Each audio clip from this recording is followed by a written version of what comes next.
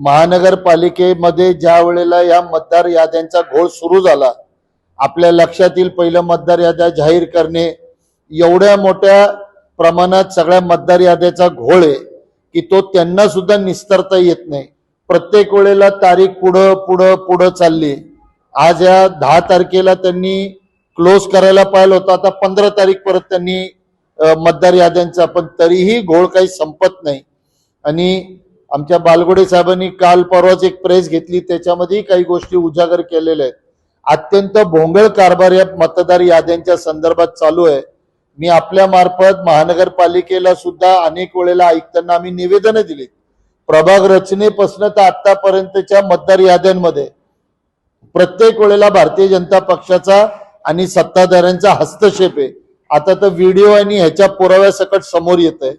आमचे आयुक्ताला हेच म्हणणं होतं की याला इम्पार्शल पद्धतीने महानगरपालिकेच्या निवडणुका झाल्या पाहिजेत.